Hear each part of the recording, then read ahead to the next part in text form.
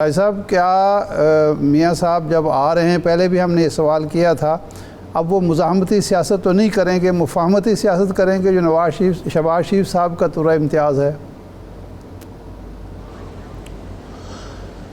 जी इरशाद साहब, इस वक्त जो मुल्क के हालात हैं वो मुज़ाहमत की सियासत की इजाज़त नहीं देते। मुल्क इस वक्त शदीद माशी बहरान में है। शहबाज शरीफ साहब ने बड़ी मेहनत करके अपना सियासी नुकसान उठा के मुल्क को डिफ़ॉल्ट होने से बचाया है, लेकिन अभी भी मुल्क में बहुत सी मुश्किलात हैं। हमारे पे बहुत बड़ा कर्जा है, पेट्रोल महंगा है, बिजली महंगी है, खाने पीने की चीज़ें महंगी हैं, गैस है कोई नहीं।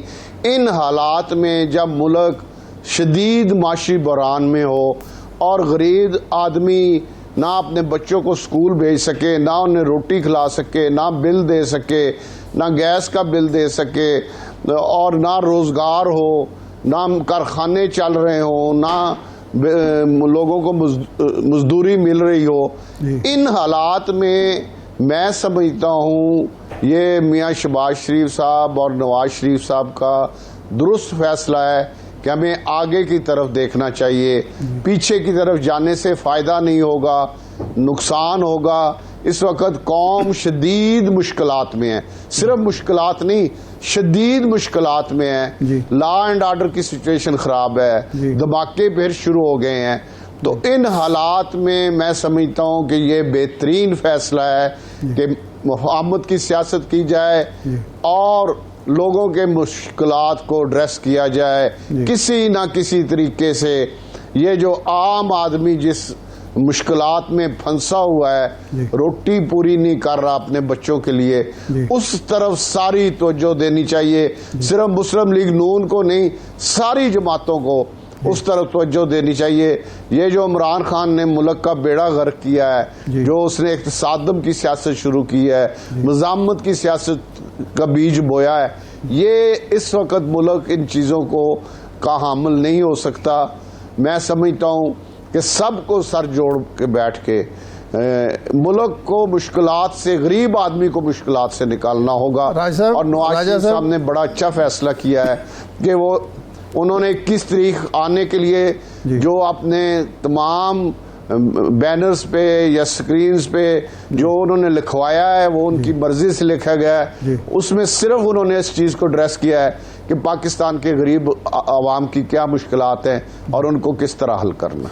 अच्छा राय साहब, इसके दो पहलू हैं। एक तो है जो माजी में हम देखते रहे हैं, एक तो ये है कि जुडिशरी है, जो बाकी इदारे हैं उनके साथ मुफाहमत से चला जाए, जो शहबाज शरीफ साहब की हमेशा राय रही है।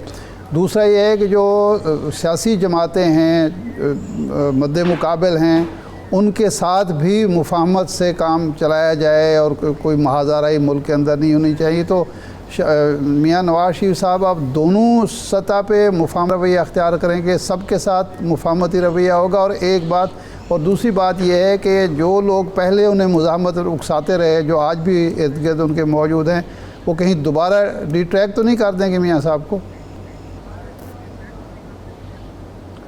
पहली बात तो ये है कि अदारों के साथ भी और सियासी जमातों के साथ भी मैं समझता हूँ कि मियाँ नवाज शरीफ साहब मुफाहमत की सियासत करेंगे, क्योंकि जब मैं उन्हें मिला था तो उन्हें सबसे ज़्यादा जो दुख और अफसोस मैंने उनमें देखा वो ये था कि वो कहते थे किसी ना किसी तरीके से मुल्क के अवाम जो मसाइल हैं उनको उस मसाइल से निकाला जाए। दूसरा आपने सवाल किया है कि आप दोबारा दोहरा दें ज़रा। जो उनके बाद साथी हैं जो पहले उन्हें उकसाते रहे हैं, कभी ज़रदारी साहब के ख़िलाफ़, कभी किसी इदारे के ख़िलाफ़, अब दोबारा तो नहीं उकसाएंगे कि जनाब फिर वो मुज़ाहमत का रवैया अख्तियार कर लें? मेरा ख्याल है अब ऐसा नहीं होगा। मियाँ साहब ने माशाल्लाह इतना उनका तजर्बा हो गया है, इतनी दफ़ा वज़ीर आज़म रह चुके हैं, इतने हालात खुद देख चुके हैं, बहुत कुछ वो अपनी आंखों से देख चुके हैं।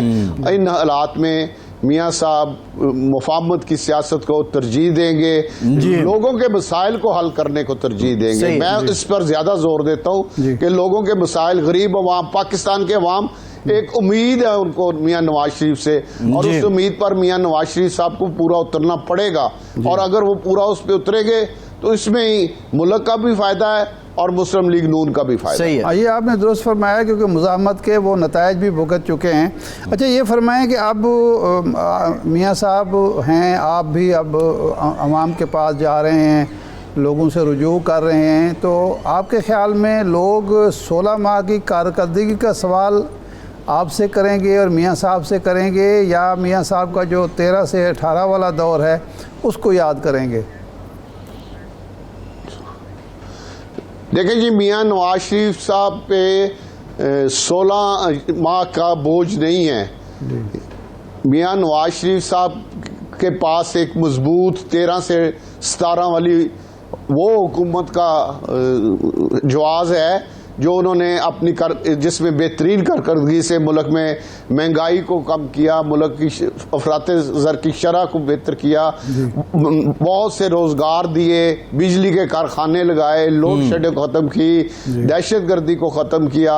और मियां नवाज शरीफ का एक सबसे बड़ा क्रेडिट जो है कि उन्होंने एटमी धमाके किए, मोटरवेज बनाई। तो मियां नवाज शरीफ के बारे में लोगों का एक ये ज़हन है। अच्छा, राजा साहब, वो राजा साहब इस हालात में भी मुल्क में बेहतरी कर सकते हैं, राजा और साहब लोगों को उनसे उम्मीद है, और उस उम्मीद को नवाज शरीफ साहब को हर सूरत पूरा करना पड़ेगा। राजा साहब, एक हकीकी बात यह है जो मारूजी हालात हैं, 2013 में जो 10 साल का बच्चा था आज वो 20 साल का नौजवान है, और पिछले 7-8 सालों में उसने मियाँ साहब को उस तरह देखा भी नहीं।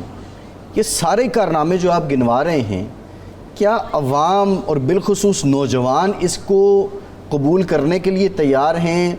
और आपकी स्ट्रेटजी क्या है कि लोगों को ये बावर कैसे करवाएंगे, क्या डिस्प्ले करेंगे कि वो इस बात को माने कि मियाँ साहब ने हमेशा पाकिस्तान की खुशहाली के लिए काम किया है?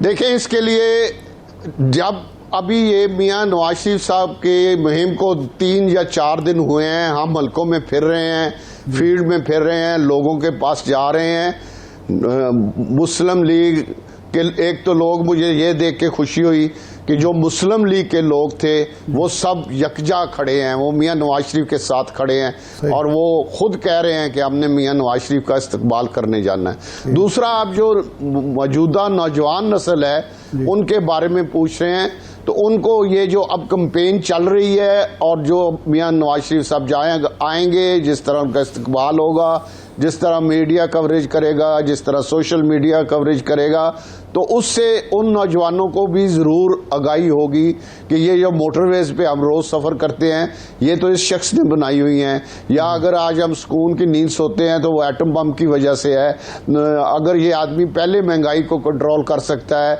अगर ये पहले हमारे बिजली के कारखाने लगा सकता है, अगर पहले ये नौकरियां दे सकता है, तो एक उम्मीद नवाज शरीफ से है, और वो उम्मीद नौजवानों में ज़रूर बेदार होगी।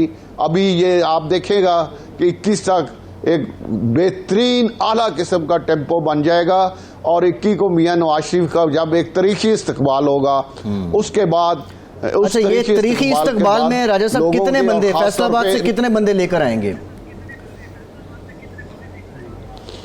सर, फैसलाबाद के तकरीबन हमें जो टारगेट दिया गया है 10 MNS के उम्मीदवार हैं, 15 लगा ले, और 30 के करीब ज़िला फैसलाबाद के 30-40 MPA के कैंडिडेट हैं। तो उसके हवाले से हर आदमी के ज़िम्मे 500 आदमी लगाए गए हैं। तो उस हवाले से 40, 20 और 30 यानी कि 35 से 40 हज़ार लोग जो हैं वो सिर्फ फैसलाबाद ज़िले से जाएंगे। 50 हज़ार के करीब इंशाल्लाह हम टारगेट अचीव करेंगे, सिर्फ फैसलाबाद शहर और ज़िले का।